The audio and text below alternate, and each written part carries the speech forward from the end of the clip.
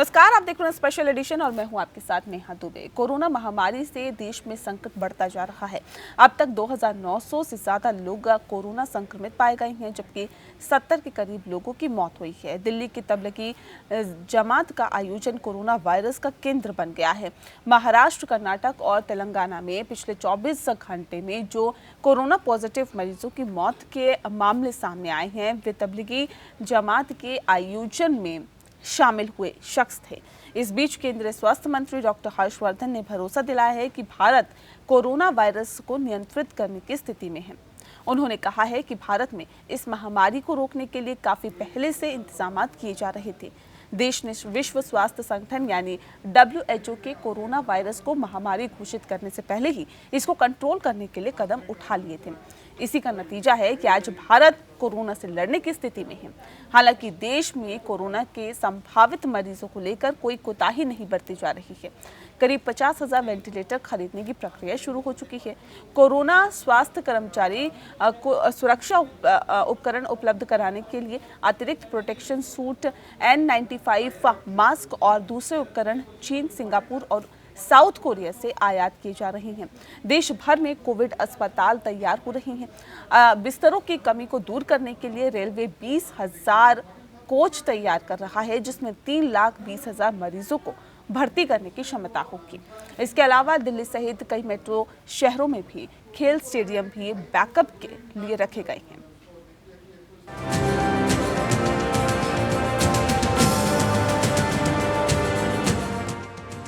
दिल्ली में तबलीगी जमात का आयोजन कोरोना वायरस का केंद्र बन गया है।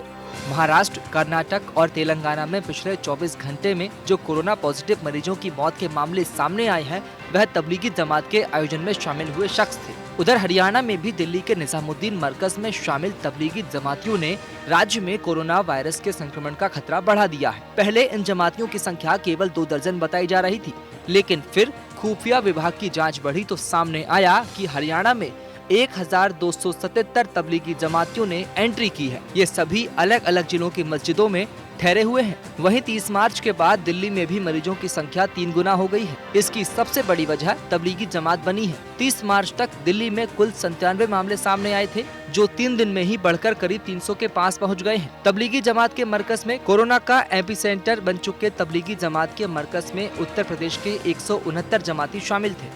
जहाँ तक मसीह के ये कहना कि ये इनकी वजह से है, ये बिल्कुल गलत बात है।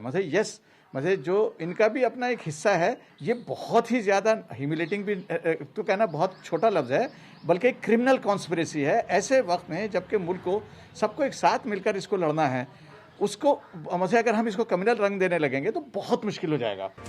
इस बीच लॉकडाउन के 10वें दिन केंद्र सरकार ने शनिवार को एक एडवाइजरी जारी की, जिसमें लोगों से घर से बाहर निकलने पर घर में बने फेस मास्क पहनने की सलाह दी गई है।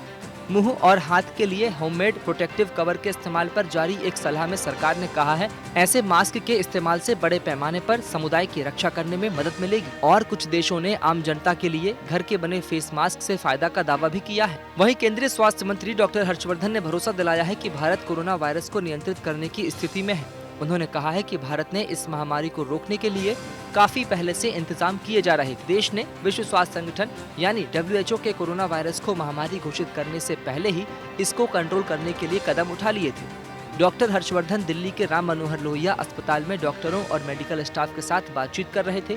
इस दौरान हौसला बढ़ाते हुए उन्होंने कहा कि आज सभी डॉक्टरों के ऊपर देश को गर्व है और सब जानते हैं कि आज हम किन परिस्थितियों में काम कर रहे हैं। जो बीमारी आंधी की तरह आ सकती थी, उसे कोरोना वॉरियर्स ने कंट्रोल करने की स्थिति में ला दिया है। हम सब जानते हैं कि कितनी विषम परिस्थितियों में हम सब लोग काम कर रहे हैं। एक बीमारी जो तूफान और आंधी की तरह से भारत के अंदर आ सकती थी, जैसे दुनिया के दूसरे देशों के अंदर आई, उसको हमारे देश में हमारे डॉक्टरों ने, हमारे क्लिनिशियंस ने, हमारे नर्सेज ने जिस प्रकार से सब लोग मिलकर एक टीम के रूप में निरंतर काम कर रहे हैं, उसी का शायद ये परिणाम है कि उसको हम भारत के अंदर कंट्रोल करने की स्थिति में हैं। कोरोना वायरस के मामलों की त्वरित पहचान के लिए कोविड-19 हॉटस्पॉट या ऐसे इलाके जहां सबसे ज्यादा मामले मिले हैं, वहां के लोगों का एंटीबॉडी ब्लड टेस्ट किया जाएगा। भारतीय चिकित्सा अनुसंधान परिषद (ICMR) ने अपने अंतरिम एडवाइजरी में कोरोना से प्रभावित इलाकों में रैपिड एंटीबॉडी ब्लड टेस्ट कराने का सुझाव दिया है। कोरोना संकट से निपटने को लेकर गठित नेशनल टास्क फोर्स की बैठक में यह फैसला हुआ है। ICMR ने अंतरिम एडवाइजरी में कहा है कि ज्यादा प्रभावित इलाकों के लोगों की जांच रैपिड एंटीबॉडी टेस्ट के जरिए की जा सकती है। जांच नकारात्मक मिलने पर लोगों को घर पर क्वारंटाइन रहना होगा। एंटीबॉडी ब्लड टेस्ट अन्य ब्लड टेस्ट की तरह है और इसका नतीजा 15 से 30 मिनट में आ जाता है। इससे पहले स्वास्थ्य मंत्रालय ने देश भर में 20 हॉटस्पॉट की पहचान की थी, जहां कोरोना वायरस के सबसे अधिक मामले मिले हैं। वहीं 22 ऐसे स्थानों की भी पहचान की गई है जो इस सूची में शामिल हो सकते हैं। प्रधानमंत्री नरेंद्र मोदी की निगरानी में गठित अलग अलग समितियां रात दिन करोड़ों जिंदगियों को बचाने में जुटी हुई है। कि गवर्नमेंट ऑफ इंडिया के जो एफर्ट शुरू से रहे हैं, एक प्रोएक्टिव, प्रीएम्प्टिव और ग्रेडेड रिस्पांस, जिसको हमने फोकस एरिया मान के हमने कार्य किया है, उसके तहत ही अगर हम देखें तो हमारे देश में जो केसेस का डबलिंग रेट है वो बाकी अधिकांश देशों के मुकाबले काफ़ी कम है। कुछ जिलों में केसेस पाए जा रहे हैं। अगर केसेस बढ़ते हैं तो उन केसेस को कैसे मैनेज किया जाए, उसके लिए एक डिटेल्ड कंटेनमेंट प्लान कैसे बनाया जाए, उससे संबंधित भी एक डिटेल्ड एक्शन प्लान कैसे बनाए जाने के बारे में भी हम लोगों ने एक डिटेल्ड गाइडलाइन जारी की है।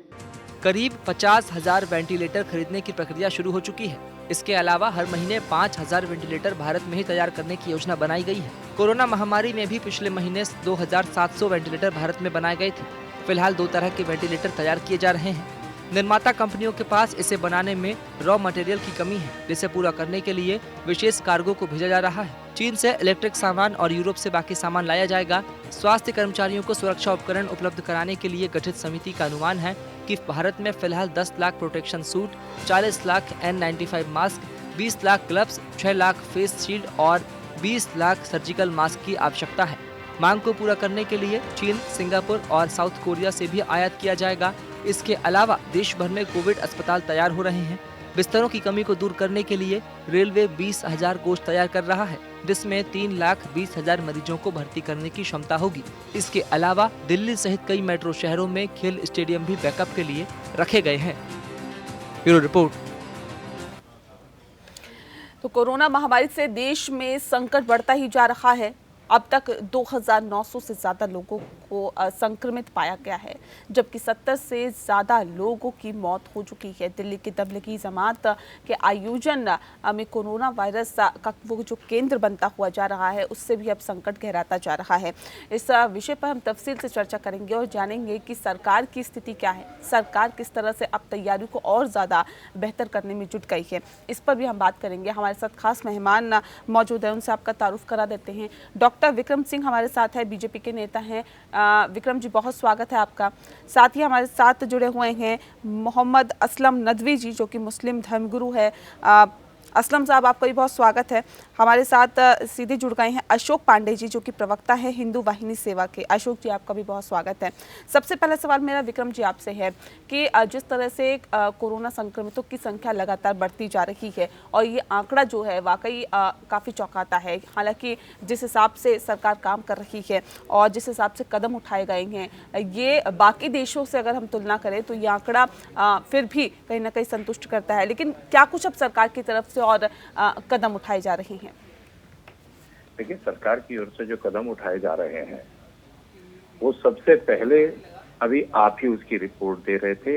वेंटिलेटर्स मंगाए जा रहे हैं, रेलवे कोचेस को बनाया गया है, आइसोलेशन वार्ड नए बनाए जा रहे हैं। तो जिसने भी स्वास्थ्य की पहले से ही चिंता करके कि आगे क्या स्थिति हो सकती है, सारी की सारी तैयारी की जा रही है। वेंटिलेटर्स खरीदे जा रहे हैं, अपने यहाँ होम प्रोडक्शन किया जा रहा है, मास्क अपने यहाँ बनाए जा रहे हैं, विदेश से मंगवाए जा रहे हैं। तो हर प्रकार से जो भी तैयारी इसमें जरूरी है वो सारी की सारी की जा रही है। और उसी दिशा में सबसे बड़ी जो तैयारी थी वो थी लॉकडाउन की, कि लोग कम से कम आपस में मिलें, जिससे कि कम से कम संक्रमण फैले। तो संक्रमण को, क्योंकि जिस संक्रमण का अभी तक कोई भी बिल्कुल इलाज 21 नहीं दिनों है। का लॉकडाउन किया गया है विक्रम जी, और ऐसे में आधा वक्त तकरीबन निकल चुका है। लोग इसका पालन भी कर रहे हैं, लेकिन बावजूद इसकी क्या वजह आप इसके पीछे मानते हैं कि संख्या बढ़ती जा रही है? देखिए, इसके पीछे दो वजह है। एक तो ये कि जो कोरोना पॉजिटिव निकल के आते हैं जी। उसमें थोड़ा सा टाइम लगता है उन्हें पता लगने में कि ये है या नहीं। तो अब आज जब 10 दिन हो गए हैं तो ऐसी संख्या पता भी लगने लगी है कि ये लोग पॉजिटिव हैं। दूसरा, अभी जो बीच में एक बहुत बड़ी संख्या बढ़ी है, वो जो मरकज से निकले हुए लोग थे जिन्होंने अपने आप को ये बता देना चाहिए था कि हमें संक्रमण हो गया है या हम इस समस्या में हैं, वो बजाय बताने के वो और ज्यादा लोगों में घुल मिल गए, छुप गए और उसकी वजह से संक्रमण और ज्यादा फैला है। आपने देखा होगा बीच में ग्राफ एक स्टेडी हो गया था, वो आगे नहीं बढ़ रहा था, अचानक 3 दिन में ग्राफ बहुत तेजी से अप हुआ है। और उस अप होने में एक स्पेशल टाइप से अगर आप देखेंगे तो संख्या जो बढ़ी है वो उन लोगों की बहुत ज्यादा है जो मरकज से निकले थे या मरकज के लोगों के संपर्क में आने से भी प्रभावित हुए हैं। और ये देश भर में हुआ है, केवल दिल्ली में नहीं, वो उत्तर प्रदेश में भी हुआ है, तेलंगाना में भी हुआ है, तमिलनाडु में भी हुआ है, मध्य प्रदेश में भी हुआ है। तो ये जो अचानक संख्या बढ़ी है, इस संख्या के बढ़ने में इसका एक बहुत बड़ा रोल है। बड़ा दुर्भाग्यपूर्ण हुआ अगर ये लोग अपनी समय से जांच करा लेते, समय से इन्हें क्वारंटाइन कर दिया जाता तो ये समस्या नहीं इतनी बड़ी होती। इस देश में इतने अच्छे तरीके से इसे हैंडल किया गया था, पूरे देश ने अपने आप को लॉकडाउन में रखा, अपने सारा प्रयास इस देश ने लगा दिया कि हम कैसे ही स्वस्थ रहें, इस बीमारी को मात दें, हम कोरोना की चेन को तोड़ दें। मगर दुखद है बहुत कि इस कोरोना की चेन को जिस समय तोड़ा जा रहा था उस समय कुछ लोगों ने इसको स्प्रेड कर दिया। जी असलम जी, सवाल इस बात को लेकर है कि आप भी मानते हैं कि तबलीगी जमात का एक बहुत बड़ा हाथ रहा है इस संख्या को बढ़ाने में, क्योंकि तकरीबन 30% संख्या बढ़ी है संक्रमित कोरोना संक्रमितों की तबलीगी जमात का मामला सामने आने के बाद। देखिए, जो अभी बता रहे हैं कि खास तौर से इस पे तबलीगी जमात को टारगेट करना कि उनके जरिए बढ़ी है, मैं इस बात को कतई मानता नहीं।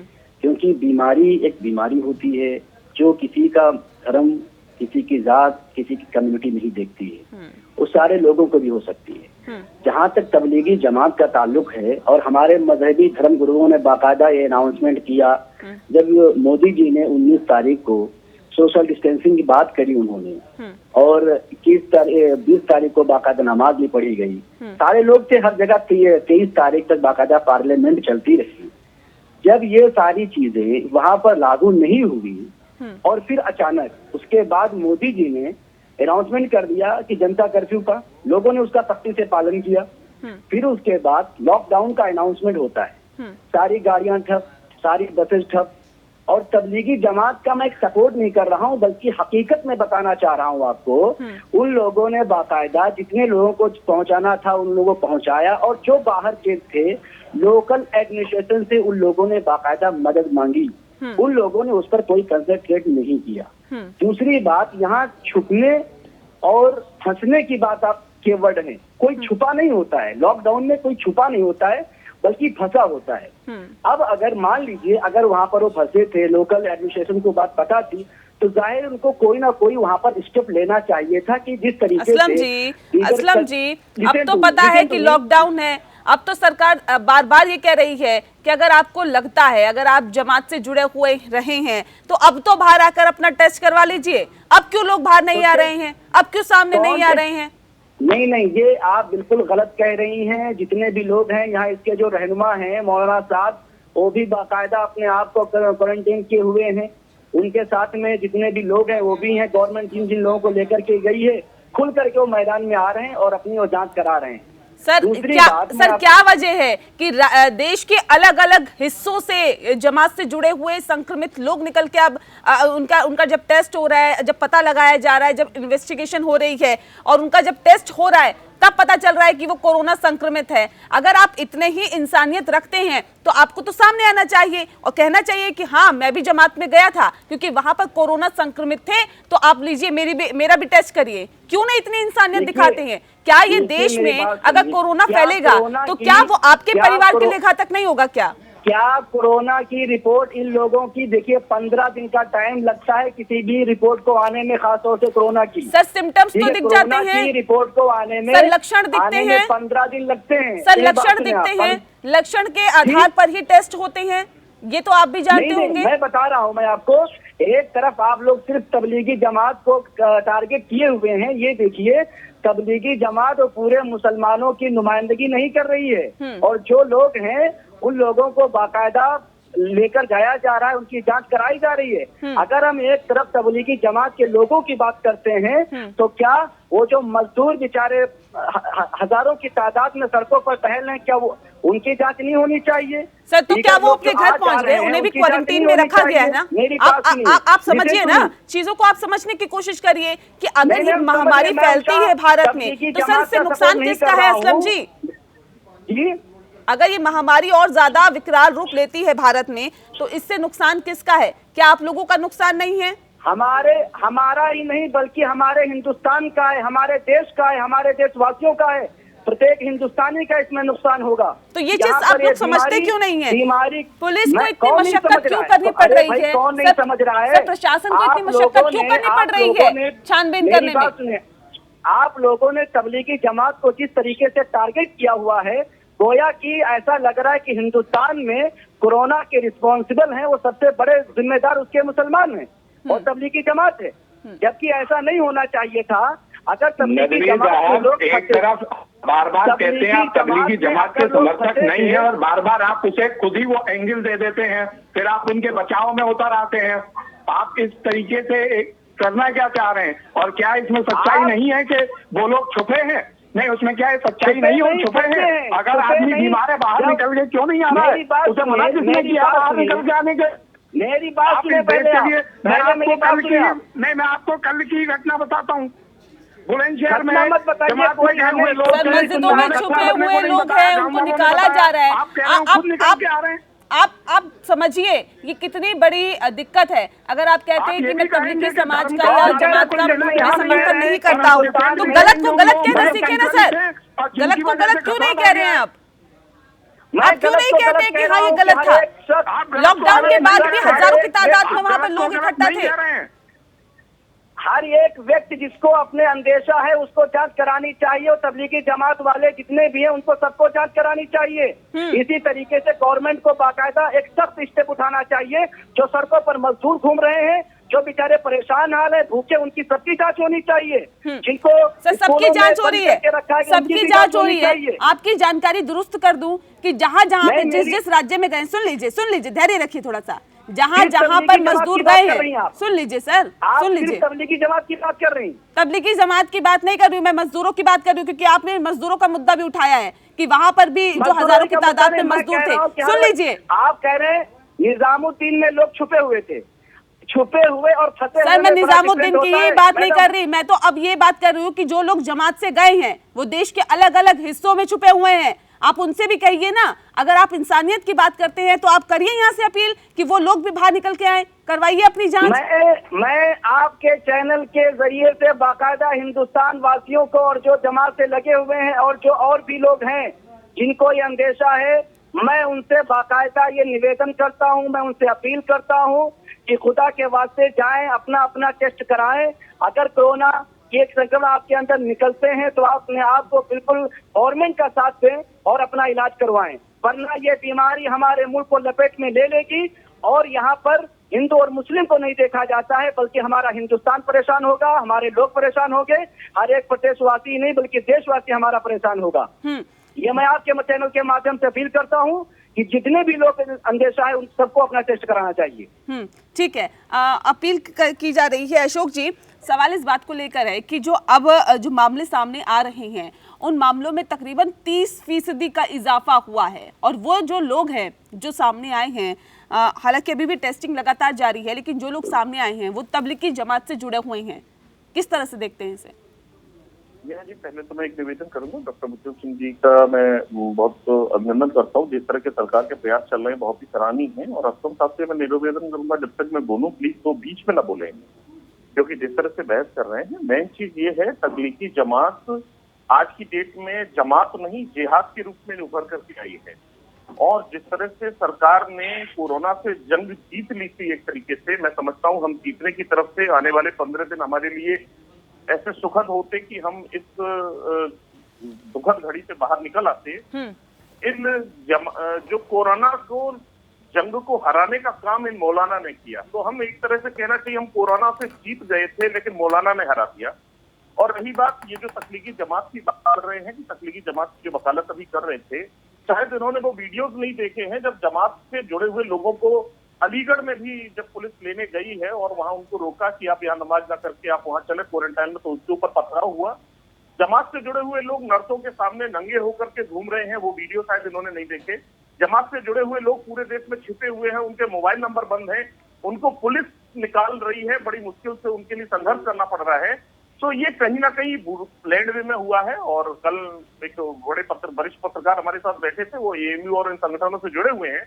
कल मेरी उनसे बात हुई तो उन्होंने कहा कि हाँ 2 महीने पहले मुझे एक तो व्यक्ति ने कहा था, मैं नाम क्लियर नहीं करूंगा, उन्होंने कहा था कि आपको हम मार्च और अप्रैल में बताएंगे कि जिहाद क्या होता है। तो ये कहीं ना कहीं योजनाबद्ध तरीके से किया है, ये इनोसेंट हरकत नहीं है जिस तरह की हुई है और जिस तरीके से कोरोना को पूरे देश में फैलाया जा रहा है। यहाँ पर हिंदू और मुसलमान की बात नहीं है, यहाँ पर इनको मोदी फेल्योर करना है, यहाँ पर इनको भारत पर संकट लाना है, क्योंकि ये कहीं ना कहीं ये चाहते हैं कि जब भारत परेशान होगा, भारत संकट में होगा, तो इस्लाम इनका काबू कर पाएगा।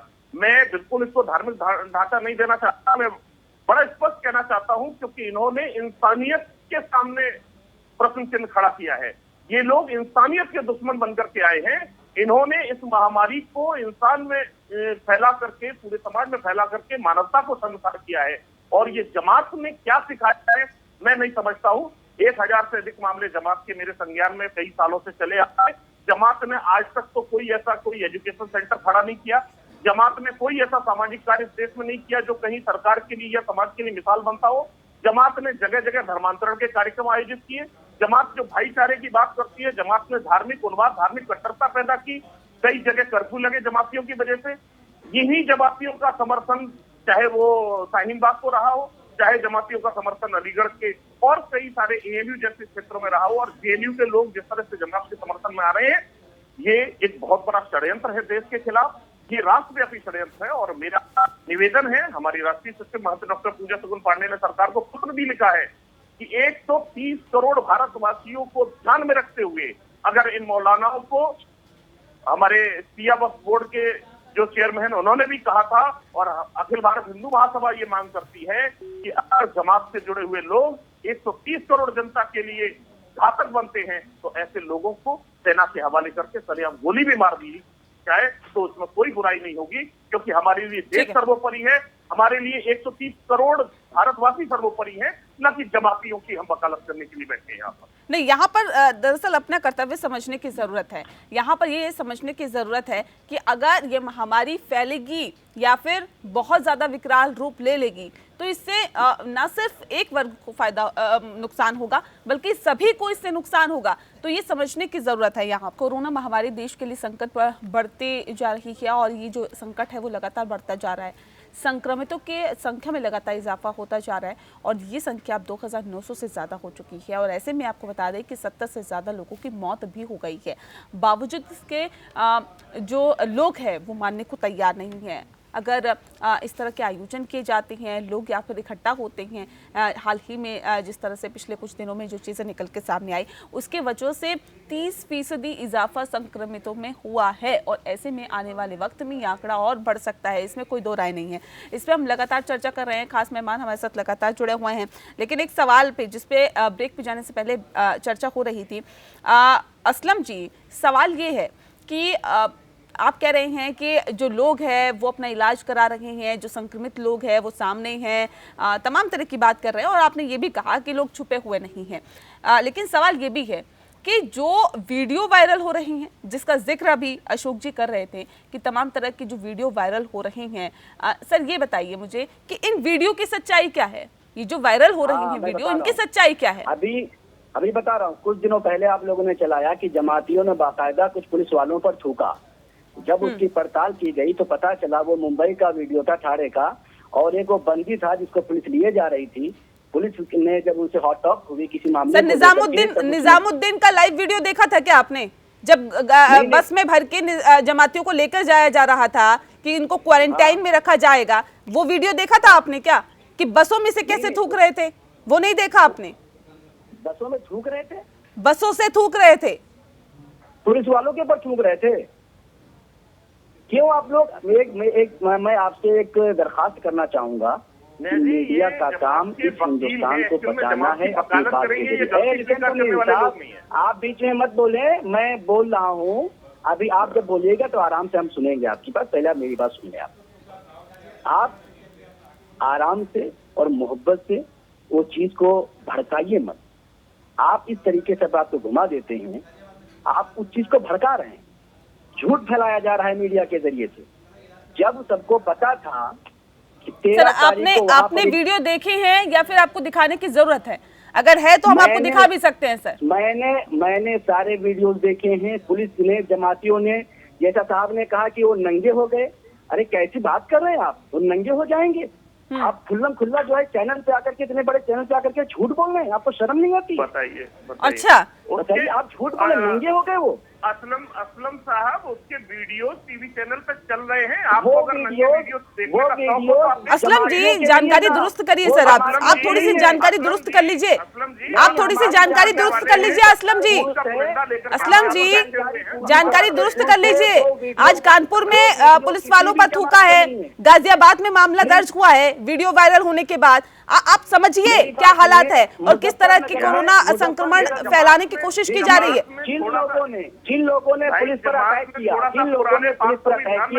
मैं उसकी भरपूर मजम्मत करता हूँ और ऐसे लोगों के ऊपर ऐसे जरूर लगना चाहिए। अभी आप इस बात से भी इत्तेफाक नहीं रख रहे हैं, आप ये भी कह रहे हैं कि झूठ फैला रहे हैं कि मस्जिदों में छुपे हुए बैठे हैं, ये तमाम और जगह पे छुपे हुए बैठे हैं। से झड़प हुई, उनके ऊपर भी लगना चाहिए। और मुजफ्फरनगर में जमात के नाम पर जिहाद फैलाने का काम कर रहे हैं और आप इस बात को एक्सेप्ट नहीं करते हैं। उन लोगों के ऊपर देने से लगना चाहिए। हमारे डॉक्टर से, हमारे पुलिसकर्मियों से जो भी उलझे इस मौके पर, उनके ऊपर सख्त से सख्त कार्रवाई करनी चाहिए। और जो इस तरीके से लोग काम कर रहे हैं उनके ऊपर नहीं तो क्यों संरक्षण दिया हुआ था? जब आपको पता था कि जमात में ऐसे लोग शामिल हैं जो कि कोरोना संक्रमित है, तो क्यों उनकी जांच नहीं करवाई गई? वो वहाँ छुपे नहीं थे, वो फंसे थे और किसी को नहीं पता था कोरोना। दूसरी बात, अभी भी फंसे हुए हैं क्या सर? जो अलग अलग राज्यों में पहुंचे हुए हैं, जो आंकड़ा निकल के सामने आया है, आज ही बदायूं से 4 लोग पॉजिटिव निकल के सामने आया है। अभी मैं हाल ही का मामला आपको बता रही हूँ, अब मुझे बता दीजिए वो भी फंसे हुए हैं क्या? 13 तारीख को बाकायदा हुकूमत का नुमाइंदा, बाकायदा हेल्थ डिपार्टमेंट के सचिव साहब कहते हैं corona is not a health square. 13 तारीख को कहते हैं और 13 ही को वहां पर इज्तिमा चल रहा होता, किसी को नहीं पता होता था। मोदी जी 19 तारीख को सोशल डिस्टेंसिंग की बात करते हैं। 23 तारीख तक पार्लियामेंट चलता रहा। जो भीड़ भाड़ जहाँ थी, हमारा हिंदुस्तान उसी तरीके से चलता रहा। अरे सर आप अपनी बात करिए ना असलम जी। असलम जी आप अपनी बात करिए ना। आप मुझे अपनी बात बताइए ना कि जमात के नाम पे क्या कारनामा किया जा रहा था, ये बताइए ना। आप पार्लियामेंट को छोड़ दीजिए, वहाँ पे तो काम हो रहा था, आप क्या काम कर रहे थे? आप किस तरह का काम करवा रहे थे? आप मुझे बता दीजिए, आप किस तरह का काम करवा रहे थे? जो वीडियो वायरल हो रही है, इनकी सच्चाई क्या है? अगर ये झूठ है तो फिर FIR दर्ज क्यों हो रही है? नहीं, ये जो नंगे की बात कर रहे हैं, FIR, वो मैंने क्या कहा कि जिन लोगों ने आप बात मत घुमाइए, आप बात मत घुमाइए। बात नहीं घुमा रहा हूँ, उनके ऊपर सख्त कार्रवाई होनी चाहिए। पुलिस ने मुजफ्फरनगर में, बिजनौर में, सुनिए, लिसन टू मी साहब, मेरी बात सुन लें आप। बिजनौर में जिन लोगों ने घटना की उनके ऊपर ऐसे लगना चाहिए। ऐसे वाकयात की हम मजम्मत करते हैं। इंदौर में जिन्होंने अटैक किया, ऐसे लोगों की मजम्मत करते हैं, उनके ऊपर भी कार्रवाई होनी चाहिए। मुजफ्फरनगर में जो बीजेपी के नेता थे नाहर सिंह साहब, उनके जरिए पुलिस वालों के ऊपर अटैक किया गया, क्योंकि पुलिस वो कहने के लिए गए थे। ठीक है विक्रम जी सवाल इस बात को लेकर है, स्वास्थ्य विभाग की टीम जाती है कि जांच करने के लिए भैया ये पता लगा ले कि कौन कौन संक्रमित है। एक सेकंड असलम जी कंधे से कंधे मिला करके चलने के लिए तैयार और चल रहे हैं, लेकिन इसको हिंदू और मुस्लिम की नजर से ना देखा जाए। जैसा कि साहब ने कहा कि कोरोना जिहाद, आपको शर्म नहीं आती है? कोरोना जिहाद में क्या इंसान अपने घर वालों को मार देगा? तो ये क्या हो रहा है? आप ये क्या हो रहा है मुझे बता दीजिए। ये क्या हो रहा है मुझे बता दीजिए असलम जी मुझे ये बता दीजिए क्या हो रहा है? ये क्या हो रहा है? ये जो वीडियो वायरल हो रही है ये कैसे हो रही है? FIR दर्ज हो रही है, क्यों हो रही है? मैं क्या जो वीडियो मस्जिदों में लोग छुपे हुए हैं, क्यों छुपे हुए हैं? क्यों बाहर आकर नहीं अपना जांच करवा रहे हैं? वीडियो वायरल हो रहे हैं, अभी हमने 4-5 और वीडियो देखे हैं। पुलिस वालों को मंदिर के बाहर लोगों ने निकल करके मारा, मस्जिदों से निकल करके बाहर पुलिस वालों की मारपीट हुई है, मंदिरों में भी मारपीट हुई है। तो मैं कह रहा हूँ कि जो भी ऐसे वाकयात हुए हैं उनके ऊपर FIR होनी चाहिए। मैं ऐसे वाकयात की भरपूर मजम्मत करता हूँ। और मैं बता दूं आपको, इस तरीके से साहब ने कहा कोरोना जिहाद, एक कोरोना कोई जिहाद नहीं है। आप लोग बीमारी को इस तरीके से हिंदुस्तान कौन बीमारी को ये बताइए मुझे, कौन बीमारी को फैला रहा है? कौन बीमारी को फैला रहा है? और आप किस तरह से सवाल खड़े कर रहे हैं? शर्म आपको आनी चाहिए। आप किस तरह से सवाल खड़े कर रहे हैं? आपको पता है आप एक नेशनल प्लेटफॉर्म पे बोल रहे हैं और किस तरह से ये आरोप लगा रहे हैं कि हम झूठ दिखा रहे हैं, हम तथ्यों के आधार पर खबरें दिखा रहे हैं। और आप किसी भी आधार पर ये आरोप नहीं लगा सकते APN पर कि कोई भी खबर गलत दिखाई जा रही है। मैं आपके न्यूज चैनल की नहीं, बाकी दीगर न्यूज चैनल की बात कर रहा हूँ। नहीं आप कह रहे हैं कि शर्म नहीं आती? शर्म आपको आनी चाहिए। कौन फैला रहा है ये कोरोना? ये मुझे बताइए, कौन ये महामारी फैला रहा है? किसको शर्म आनी चाहिए? नहीं शर्म किसको आनी चाहिए? आपने कहा कैसे कि शर्म आनी चाहिए? आप इसको हिंदू मुस्लिम कर रहे हैं। आपने ये बात कही कैसे? आपने ये बात कही कैसे कि आपको शर्म आनी चाहिए? आप मुझे ये बताइए, क्या मैंने गलत कह दिया? हिंदू मुस्लिम मैंने क्या गलत कहा? अशोक जी एक सेकंड असलम जी एक सेकंड धैर्य रखिए, थोड़ा सा धैर्य रखिए, थोड़ा पानी पीजिए आप। अशोक जी ये कह रहे हैं कि जितनी चीजें दिखाई जा रही है गलत दिखाई जा रही है, वीडियो जो आ रही है वो गलत आ रही है, लेकिन उनके खिलाफ FIR दर्ज हुई है। जिन्होंने कोरोना अलीगढ़ में एक FIR दर्ज हुई जिसमें कुछ अब धैर्य के साथ सुन लीजिए असलम जी, सुन लीजिए धैर्य के साथ। अलीगढ़ में एक FIR कल दर्ज हुई है जिसमें श्रीलंका से आए हुए जमाती हैं जो मरकज से लौट करके आए हुए हैं। 16 से अधिक उसमें नामजद है। यहाँ पर उन लोगों ने यहाँ पर आकर के जो आज हाथरस में 4 पकड़े गए हैं वो भी जमाती मरकज से ही लौट करके आए थे और उन्होंने पूरे शासनी को आज ब्लॉक करवाया हुआ हाथरस को। ये कहीं ना कहीं तथ्यों से एक्चुअल में क्या है, इनको बुरा लगा कोरोना जिहाद और ये कहते हैं जिहाद के नाम पे लोग अपने आप को नहीं मारते, तो इनको शायद जिहाद का मीनिंग या तो ये बताना नहीं चाहते क्योंकि जिहादी का मतलब ही है कि अपने आप को उड़ा देना। नहीं, ये जो वीडियो वायरल हो रहे हैं कि लो फैला दिया कोरोना और आप कह रहे हैं कि झूठे हैं, FIR दर्ज हो रही है उसके खिलाफ। कानपुर में मामला सामने आया, गाजियाबाद में मामला सामने आया, बदायूं में मामला सामने आ गया। मस्जिद में जो लोग बैठे थे, मस्जिद में जो नमाज पढ़ रहे थे, उनको आप पकड़ करके नहीं, आपको नहीं पता कि मस्जिद में, मंदिर में, मस्जिद में, चर्च में, गुरुद्वारे में जाना मना है, लॉकडाउन है? आपको नहीं पता? आपको नियम कायदे नहीं पता क्या? आपको नियम कायदे नहीं पता क्या? आपको नहीं पता लॉकडाउन का मतलब क्या होता है? आपको नहीं पता कि तमाम धार्मिक स्थल बंद कर दिए गए हैं, मंदिर, मस्जिद, गुरुद्वारा, चर्च सभी बंद है? तो आपको क्या स्पेशल आपको वो जानकारी दी जाएगी या फिर आपको अधिकार दिए जाएंगे कि जाइए आप मस्जिद में नमाज पढ़िए? नमाज देखिए, नमाज को पूरी तरीके से बैन नहीं किया है। 3-4 लोग नमाज पढ़ सकते हैं, बाकायदा हमारे मजहबी रहनुमाओं की तरफ से बाकायदा अनाउंसमेंट भी हुआ है। आपका कानून अलग चलता है क्या? आपका कानून अलग चलता है क्या? विक्रम जी जब ये लॉकडाउन हो गया, जब कह दिया कि लॉकडाउन हो गया है, मंदिर, मस्जिद, चर्च, गुरुद्वारा सभी स्थान बंद कर दिए गए हैं, भीड़ नहीं जुटेगी, एकत्रित लोग नहीं होंगे, बावजूद इसके नमाज पढ़ी जाती है, पूजा अर्चना कर रहे हैं। वो भी मेरी बात सुने आप, क्योंकि इनके पास कोई तथ्य नहीं है, हम लोग क्या 5 वक्त की नमाजें होती हैं, क्योंकि इनके पास कोई तथ्य नहीं है, 2-3 काम करेंगे, बहुत खूबसूरती से काम करना सीख गए हैं। बाकायदा इसको अलाउड किया हुआ है। अरे असलम जी सुन लीजिए, आप सुन लीजिए, धैर्य रखिए। आपका कानून कोई अलग नहीं चलता, संविधान के हिसाब से देश चलता है, ठीक है? आपका कोई अलग कानून नहीं बना हुआ है जिसके हिसाब से आप चलेंगे। जो नमाज पढ़ते यहाँ हुए पर खड़े थे, ये नमाज भारत है, पढ़ना आपका जुर्म कोई है, तबलीगी जमात या नहीं उनके है, ऊपर FIR अपने हिसाब से हुई, नहीं उनके चलाएंगे ऊपर आप। FIR सुन लीजिए हुई, पहले, और उन्होंने असलम सुन फौरन लीजिए। बता दिया कि इनके ऊपर कोरोना है। कोरोना नेहा में जब जी, या तो आप इनिशिएटिव करा लीजिए पूरी। पड़ता है तब पता चलता है कि इसके अरे ऊपर कोरोना है या नहीं। हमें इनका ऑडियो म्यूट कीजिए इनका। ये जो मन में आ रहा है रेलेवेंट बोल रहे हैं। बोल नहीं रहा हूँ, आपको समझा रहा हूँ आप साहब, बोल रहे हैं, क्योंकि आपने कोरोना जिहाद आपको का एक नाम तरीका लिया है नहीं ना। पता है कि आप बोल क्या रहे हैं। आप किसी को बोलने नहीं देना चाह रहे हैं। असलम शांत रहिए आप। असलम धैर्य रखिए थोड़ा सा। मीडिया को झूठा बोल रहे हैं, आप गाजियाबाद की घटना को झूठ बता रहे हैं। शर्म नहीं आती आपको?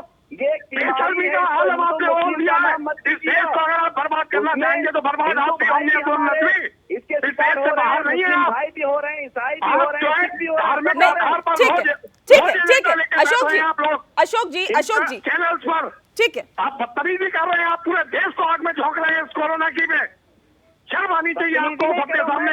माफी मांगने की बजाय, शर्मिंदगी होने की बजाय आप बचाव कर रहे हैं इतनी देर से। आप मरकज की तुलना पार्लियामेंट से कर रहे हैं। मैडम आप इस देश में अगर मरकज में लोग इकट्ठे होंगे अरे, तो पार्लियामेंट असलम जी, असलम जी, कैसे होगी ये बात कहने की? असलम जी, अभी आपने अशोक जी को भी सुना, देश के लोकतंत्र में अशोक जी को भी बोलने का सुना मौका क्या आपने। मिल गया? क्या ये प्री प्लान था? किस तरह से हमें कोरोना को फैलाना है? सरकार तमाम कोशिशें कर रही है, लोग घरों में बंद है और ये कोशिश कर रहे हैं, ये प्रार्थना कर रहे हैं कि इस कोरोना महामारी से हमें निजात मिले। यहाँ फैलाने का काम चल रहा है। आपने भी न्यूज चैनल की एंकर को भी झूठा बोल दिया। आप लोगों ने सब आपके खिलाफ है। जो साहब बैठे हुए हैं, जो आप 2 मिनट के अंदर आप कहेंगे एक सेकंड कि नहीं हम इनके खिलाफ है, फिर आप चालू हो जाएंगे। एजेंडा लेके बैठे हैं आप, एजेंडा सेट है आपका। अशोक जी, अशोक, ठीक है विक्रम जी, एक सेकंड। भगाना चाहते हैं केवल लोगों को। असलम जी, धैर्य रखिए थोड़ा सा। विक्रम जी, एक सेकंड, अशोक जी का रुख करते हैं। अशोक जी, सवाल इस बात को लेकर है जिसका आपने पहले भी जिक्र किया, जिस हिसाब से अब असलम भी जवाब दे रहे हैं, क्या माने ये प्री प्लान था? क्या पहले ही सोच समझ के इस पूरे षड्यंत्र को रचा गया? ये सोच समझ के षड्यंत्र रचा गया है क्या? 1 मिनट मेरी बात को ध्यान से, बिल्कुल प्री प्लान था। 2300 लोग बीमारी कोई सोच समझ करके नहीं फैलाई जाती है। म्यूट करो मैडम तो ये दीगर कंट्रीज में मान लीजिए, सुनिए मेरी बात मैडम। असलम एक सेकंड के लिए आप शांत रहेंगे? आप धैर्य रखिए थोड़ा सा। आप सुनिए थोड़ा सा सुन लीजिए। यही सर, यही दिक्कत है असलम जी, आपकी जानकारी दुरुस्त नहीं है क्योंकि आप सुनते ही नहीं है। हर चीज को तो आप झूठी बता देते हैं। करके हमको भटकाने की 13 तारीख का नोटिफिकेशन नहीं दिखेगा, 16 तारीख का नोटिफिकेशन नहीं दिखेगा, 19 तारीख का नोटिफिकेशन नहीं दिखेगा, 25 तारीख का एक लेटर लेके बैठ जाएंगे आप। क्या 16 को नोटिफिकेशन था भाई? बात ये नहीं है। ठीक है, अशोक जी को बोलने दीजिए, एक सेकंड। इनका सारे मौत हो जाता है क्योंकि 2300 लोग वहाँ पर मिले हैं। और निजामुद्दीन में भी लोग थे। अरे असलम जी, आप चुप नहीं होंगे तो मुझे आपकी आवाज डाउन करवानी पड़ेगी सर। आप शांत रहिए थोड़ा सा, बोलने दीजिए, दूसरे को बोलने दीजिए। झूठ के कुछ नहीं है, पूरे देश को महामारी में धकेल दिया है। उसके बाद बेशर्म तरीके से अपनी जवाबदेही से बच रहे हैं। 2 मिनट को कह देंगे हम उस चीज को कंडेम करते हैं और फिर उसी पैटर्न पे आगे आ जाएंगे। आप लोगों ने आपके अंदर हिम्मत नहीं है कि आप स्वीकार करें इस बात को। आप कह दे रहे हैं इतनी देर से 30% लोग बढ़ गए उस जमात की वजह से। पूरा देश खतरे में आ गया है। जो देश बच गया था इस कोरोना से, आपने उसे दोबारा से उस कोरोना की महामारी में झोंक दिया है। आप इस बात को कहने की आपको क्षमता नहीं है। आप ये बात नहीं कह सकते। तबलीगी जमात गाजियाबाद में जो FIR हुई है और आप अभी जमातियों का पक्ष ले रहे थे, आपकी जांच करा रहे हैं। लेकिन अभी तक जो भी रिपोर्ट आ रही है, 15 दिनों के बाद मैडम पता चलता है कि कोरोना पॉजिटिव है। अरे आप डॉक्टर हो गए हैं। ये जो अभी रिपोर्ट्स आ रही है, कोरोना पॉजिटिव आ रही है, इनका बताइए ना, इनका जो ताल्लुक है वो तबलीगी जमात से ही है। इससे स्पष्ट होता है कि ये जिहादी मानसिकता के लोग हैं। इनको सुनना नहीं है, अपनी बकवास करनी है, बिना तथ्यों के बोलना है और देश में एक झूठ लेकर के बैठे हैं। ये तथ्यों से दूर है। 2300 लोग मरकज में मिले हैं, उसके अलावा 8000 से अधिक जो उन्होंने खुद बताया कि वहां पर जलसा हुआ और कोरोना डिस्ट्रीब्यूटर के रूप में पूरे देश में जमाती आज मिल रहे हैं।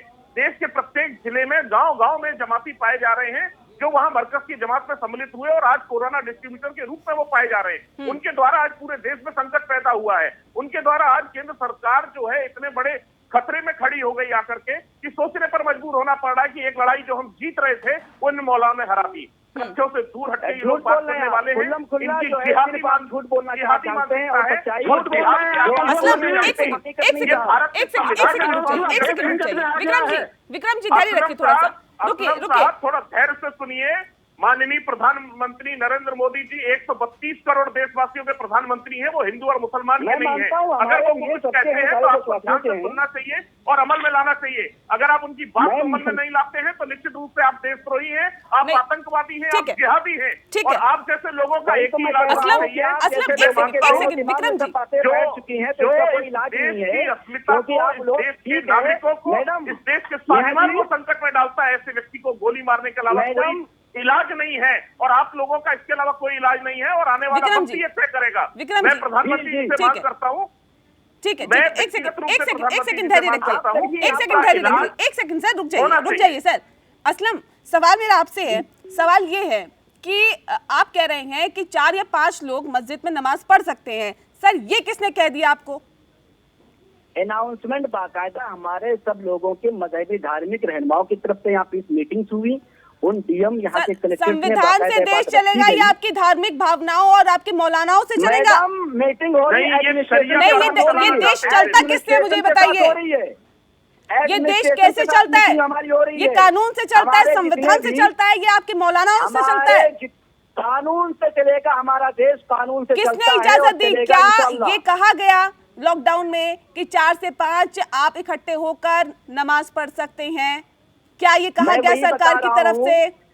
हर डिस्ट्रिक्ट में बाकायदा सरकार की तरफ से कहा गया या नहीं कहा गया? मुझे इतना जवाब दीजिए। डीएम रिप्रेजेंटेटिव होता है, डीएम रिप्रेजेंटेटिव होता है गवर्नमेंट का। मैडम इतना आपको पता होना चाहिए। सब मुझे पता है सर। बताया किसने है? बीजेपी के नेता भी हमारे साथ में है, उनसे पूछ लेंगे हम। किसने बोल दिया आपको? कौन से प्रशासनिक अधिकारी ने बोल दिया आपको कि आप 4 या 5 खड़े होकर आप नमाज पढ़ लीजिए? डिस्ट्रिक्ट कलेक्टर से बाकायदा 20 मीटिंग हुई है, वहाँ पर एक बात रखी गई है। सिर्फ ये मस्जिदों के लिए नहीं है, जो मंदिरों में हो रहा है, पुजारी की पूजा अर्चना कर रहे हैं। हर झूठ की तरह एक और झूठ बोल रहे हैं आप। हर झूठ की तरह एक और झूठ बोल रहे हैं आप। असलम, हर झूठ की तरह एक और झूठ बोल रहे हैं आप। कोई झूठ नहीं बोल रहे हम। आप बताइए कौन से डिस्ट्रिक्ट में हुई है ये मीटिंग? बता दीजिए मुझे यहाँ पर।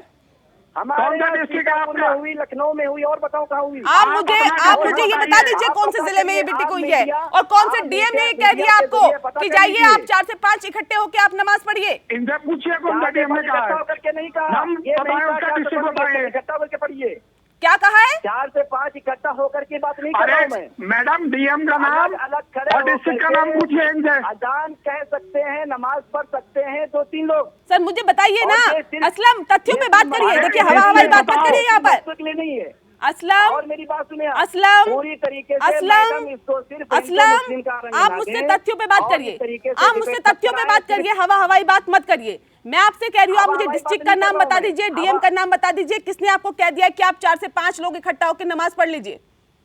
आप 1 मिनट, आप मैडम न्यूज़पेपर पढ़िए, अखबार पढ़िए। सर हम पूरे दिन न्यूज देते हैं, आपको पता होना चाहिए। आप मेरी जानकारी दुरुस्त मत करिए। आप मुझे डीएम और डिस्ट्रिक्ट का नाम बता दीजिए। आप बताइए, अगर आप तथ्यों पे आधारित बातें बोल रहे हैं तो मुझे नाम बता दीजिए। आप मुझे नाम बताइए। आप जाइए डीएम से पता करिए, कॉल पे लीजिए उनको और कहिए कि आप लोगों के यहाँ इस तरह की कमेटी हुई है, रखी गई है। नेहा जी, विक्रम जी, मैं सीएम ऑफिस को इस रिगार्डिंग अभी लिखता हूं कि क्या डीएम बलरामपुर ने ऐसा कहा है और इनका रिकॉर्डेड मैसेज भेजता हूं कि बलरामपुर के डीएम को उसमें मेंशन कर रहे हैं। और अगर ये इन्होंने झूठ फैलाया है तो फिर ये अपने खिलाफ कानूनी कार्रवाई के लिए भी तैयार रहे। नेशनल चैनल पर बैठ के कह रहे हैं इस बात को, एक डिस्ट्रिक्ट का नाम लेके। वहां के डीएम ने इन्हें परमिशन दी है। आप करिए नहीं, ये तैयार रहे। ये सारी चीजें रिकॉर्डेड है, ऐसे नहीं कुछ भी बोल दोगे आप, कुछ भी निकल लोगे कहीं से भी। मैं पूरी तरीके से कुछ भी बोलेंगे, जो डिस्ट्रिक्ट नहीं तैयार तो रहना ही पड़ेगा। रहनुमाओं की तरफ से ये अनाउंसमेंट हुए हैं और बाकायदा अरे मर्यादी रहनुमा नहीं, आपने कहा डीएम ने परमिशन दी है। असलम अपनी बातों पे तो रहो, कम से कम एक जबान पे तो रहो। डीएम ने परमिशन दी है। आपने कहा अभी डीएम ने कहा है, अब आप कह रहे हैं रहनुमाओं की तरफ से ये हुआ, ये क्या कह रहे हैं आप? रखी है कि 2 लोग आपने स्पष्ट कहा है कि डीएम ने परमिशन दी है।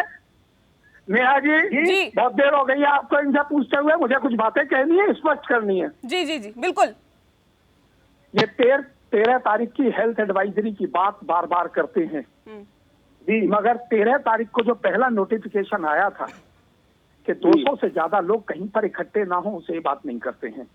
16 तारीख को नोटिफिकेशन आता है गवर्नमेंट का कि 50 से ज्यादा लोग इकट्ठे ना हो, उसे दरकिनार करते हैं। और 19 तारीख का नोटिफिकेशन 20 लोगों का आ जाता है, उसे दरकिनार करते हैं। माननीय प्रधानमंत्री जी एक दिन का जनता कर्फ्यू लगाते हैं, तब भी ये सूचना आगे नहीं भेजते हैं। उसके बाद जब इस देश में लॉकडाउन 24 तारीख की रात को माननीय प्रधानमंत्री जी घोषित करते हैं, तब ये 25 तारीख को एक लेटर वहां से जमात से निकल के जाता है कि साहब हमारे लोग फंस गए, इन्हें निकलवाइए। ये उससे पहले क्या कर रहे थे? और जहां तक गए ये बार बार इवन तो जमात के प्रवक्ता कई चैनल्स पर 1000 करके लोग कहते रहे, 2300 से ज्यादा लोग वहां पर निकले। किसी भी जिले में जाके एक तरफ ये कहते हैं कि लोग इनके फंस गए और दूसरी तरफ इनके हजारों लोग निकल के पूरे देश में फैल गए, और वहां भी अपने आप को बताने को तैयार नहीं है। इंदौर में पथराव करते हैं, मैडम इंदौर में पथराव करते हैं। अपनी जानकारी दुरुस्त करिए, थोड़ा सुन लीजिए। अब सुनिए आप थोड़ा सा सुनिए, धैर्य रखिए, थोड़ा सा सुन लीजिए, आपको मौका दूंगी बोलने के लिए। इंदौर में ये पथराव करते हैं, गाजियाबाद में शर्मनाक हरकत करते हैं डॉक्टर और नर्सिस के संग से। अभी इन्होंने खुद कहा कि जमाती ऐसा नहीं कर सकते। वहां पर कार्रवाई हुई है FIR की, वहां पर मुख्य चिकित्साधिकारी ने पत्र लिखा है। इन्हें बजाय शर्म आने के ये बचाव करने बैठ गए यहाँ पर। जो इन्होंने छेड़खानी की नर्सों के साथ की, सीएमओ से आपसे बाकायदा उसका रिकॉर्डेड वीडियो मांगा गया है, अभी तक नहीं कौन है आप मांगने वाले? दिया है। पुलिस करेगी सारी की सारी जांच, आप कोई नहीं है। देखिए नहीं, पुलिस करेगी जांच और सीधी बात निकल के आएगी। अब आप पुलिस हो गए हैं, आप संविधान हो गए हैं, हरकत कर रहे थे, जब वो जमाती हरकत कर रहे थे मैडम, झूठ बोलेंगे चैनल पर बैठ के कि बलरामपुर डीएम ने आपको परमिशन दे दी है। सीसीटीवी मांगा गया है, आपकी वजह से पूरा देश संकट में आ गया है। एक एक करके बोलिए, एक एक करके अपनी बात रखिए। नई व्यवस्थाएं करनी पड़ रही हैं, क्वारंटाइन वार्ड बनाने पड़ रहे हैं, आइसोलेशन वार्ड बनाने पड़ रहे हैं, नए ICUs खोलने पड़ रहे हैं, वेंटिलेटर खरीदने पड़ रहे हैं। ये खर्चा इकट्ठा हो रहा है इस देश पर, और आप यहाँ बैठ के केवल झूठ पर झूठ। ठीक है अशोक जी सवाल इस बात को लेकर है कि सरकार तमाम कोशिशें कर रही है। 21 दिनों के लॉकडाउन का मतलब ये होता है कि अर्थव्यवस्था को एक बार फिर से खड़ा करना, लड़खड़ाती हुई अर्थव्यवस्था को एक बार फिर से खड़ा करने में सरकार को वक्त लगेगा। लेकिन बावजूद इसके लोगों की स्वास्थ्य की चिंता करते हुए, लोगों की सेहत की चिंता करते हुए 21 दिनों का लॉकडाउन किया गया, और उसके बावजूद भी ऐसे लोग मानने को तैयार नहीं हैं। पहले कोरोना फैलाने में पूरे सहयोग करते हैं, उसके बाद जब सच्चाई पूछी जाती है तो हवाई बात करते हैं, और जब उन पे तथ्य मांगे जाते हैं तो फिर झूठ का सहारा ले लेते हैं। क्या कहेंगे आप? नहीं, बिल्कुल स्पष्ट है नेहा जी, ये लोग भारत के दुश्मन हैं। बेसिकली इन लोगों की मानसिकता भारत विरोधी हमेशा से है। ये हर उस बात का विरोध करना चाहेंगे जो राष्ट्र हित में हो, और साथ साथ वो बात जो नरेंद्र मोदी जी ने कही हो। मैं अभी कह रहा था कि इनके प्रधानमंत्री नरेंद्र मोदी जी हैं, ये कभी इस्तेमाल नहीं करते, ये कहते हैं आपके प्रधानमंत्री, क्योंकि ये नहीं मानते कि देश के प्रधानमंत्री झूठ बोल रहे हैं आप। नेशनल चैनल पे बैठ करके आप खुल्ला झूठ बोल रहे हैं। असलम कितने झूठ तो आप बोल चुके हैं, आप सुन लीजिए ना थोड़ा सा, कितने झूठ बोल चुके हैं आप, सुन लीजिए थोड़ा सा, पहले मेरी अब सच्चाई से वाकिफ हो जाइए थोड़ा सा। सच्चाई जानता हूँ मैं, इन लोगों की सच्चाई की जरूरत नहीं है। आप तो सबकी सच्चाई जानते हैं सर, अपनी भी सच्चाई जानिए थोड़ा सा, अपनी भी सच्चाई जानिए आप अपनी भी सच्चाई जानिए थोड़ी। सच्चाई का सामना आपको करवाते हैं तो आप उन पे आरोप लगा देते हैं कि हम झूठ बोल रहे हैं। आज इस देश को तुमने इतने बड़े संकट में झोंक दिया, उसके बाद तुम वकालत कर रहे हो उन जिहादियों की। शर्म आनी चाहिए तुम्हें। छूट लेकर के बैठे आपको नेशनल शर्म आनी लेवल पर। चाहिए कि आप जैसी बीमारी को बीमारी को हाँ, आप लोगों तो ने ये हिंदू जो है मुस्लिम का नाम मैंने दे दिया है। बीमारी को आप छुपा कर लोगों ने असलम, हिंदुस्तान के अंदर असलम, इसको एक सेकंड, एक का सेकंड। नाम दे दिया है। विक्रम जी, एक सेकंड। क्या कहेंगे आप? किसने फैला दिया बीमारी? अशोक जी, एक सेकंड यहाँ पर चाइना में असलम किसने फैला असलम दिया? एक सेकंड सुन लीजिए अमेरिका में थोड़ा किसने सा फैला दिया? सुन इटली में लीजिए। किसने फैला दिया? यहाँ पर अपना धर्म इसको यहाँ जात से दिखाने हिंदू के मुस्लिम का बजाय किया इसको। क्या नहीं लगता है कि इंसानियत का रुख अपनाना चाहिए, इंसानियत दिखानी चाहिए इंसानियत और का रुख ठोक के अपनाना कहना चाहिए चाहिए, कि हाँ इंसानियत दिखाने के लिए जिन जमातियों ने ऐसा किया है उनके खिलाफ कार्रवाई हो। Madam listen to me. ए खुदा के हम सब बंदे एक आदम की हैं औलाद, मेरा तेरा खून का रिश्ता मैं भी सोचूं तू भी सोच। ये मुल्क जब हिंदू और मुस्लिम जब मिल करके खड़े होंगे, हमारा ये मुल्क तब ये गंगा जमुनी तहजीब की एक बड़ी मिसाल था और आज ये बड़ी मिसाल बन सकता है जबकि जैसे लोग मुसलमानों को ढाल के तौर पर इस्तेमाल करते हैं, नफरत फैला रहे हैं। जब तक ये लोग चलिए, बहुत शुक्रिया आप सभी मेहमानों का हमारे साथ इस खास चर्चा में शामिल होने के लिए। ये जो देश है वो धर्मनिरपेक्ष देश है, हिंदू मुस्लिम सिख ईसाई सभी इसमें रहते हैं और यहाँ पर जाहिर तौर पर सभी को इंसानियत यहाँ पर निभाने की जरूरत है। यहाँ पर अगर आप धर्म और एक संप्रदाय के साथ चलेंगे तो ऐसा नहीं होगा, आपको इंसानियत के साथ चलना होगा। कोरोना महामारी है, विश्व जूझ रहा है और आपको ये समझना होगा कि अगर आपको बचना है, आपको अपने परिवार को बचाना है तो आप सभी को एकजुटता के साथ आगे आने की जरूरत है और इंसानियत को अपनाने की जरूरत है। इसी के साथ स्पेशल एडिशन में इतना ही। नमस्कार।